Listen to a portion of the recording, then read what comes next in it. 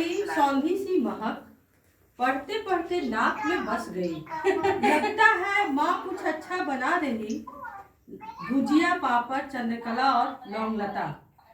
कल होली का त्योहार जो है, रात में आलू का पराठा और धनिया की चटनी, टमाटर की मीठी चटनी दीदी को है बनाना। उनका चोखा खैर अभी तो कोई भी पकवान मिलने से रहा, सो मन मसोस कर पढ़ने लगी पुनः। लेकिन बीच बीच में शाम के आलू के पराठे करने लगे बेचैन और भूख बढ़ने लगी। किसी तरह बैठी रही किताबों में और सोचने लगी, जैसे ही पराठे बनाने की खुशबू आएगी जल्दी से भागूंगी खाने को, किंतु उससे पहले झगड़ना पड़ेगा दीदी से।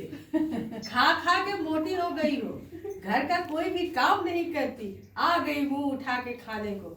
अनसुना करके बातों को थाली में खाना निकाल फिर से चली जाती छत पर और मजे से खाती आलू का पराठा। ऐसे कितने दास्तान है सुनाने को। एक बार बिजली चले जाने के बाद केरोसिन भरकर लैंप जलाने की बारी मेरी थी। गणित का फॉर्मूला रटते रटते उतर रही थी सीढ़ियों से। हुआ यह कि लैंप तो हाथ में रह गया और शीशा गिरकर फूट गया।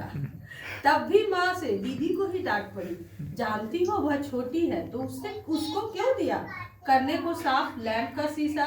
दीदी की आदत थी साफ सफाई की खूब, घर के हर हिस्से का झाला करती साफ। डरती थी कि पतली सुतली मेरी दीदी कहीं गिर गई तो क्या होगा, फिर भी मैंने कभी मदद न की।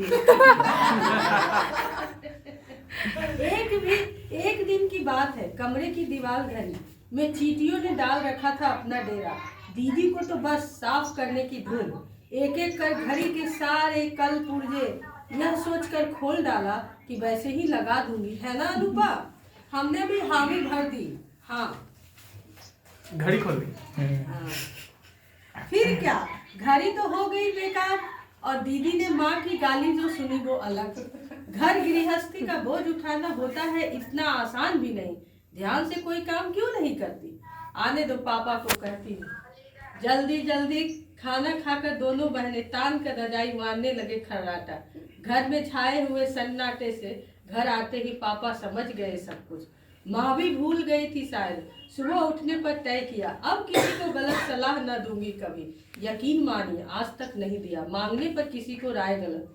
वह तो मेरे लिए एक सबक था जीवन को आगे जीने के लिए। जिंदगी की किताब का वह अध्याय अब तक मिट नहीं पाया मस्तिष्क से। बचपन से युवावस्था तक किस्से अनेक है, क्या लिखूं और किसे छोड़ दूं। बस यहीं तक बचपन की कथा अब समाप्त।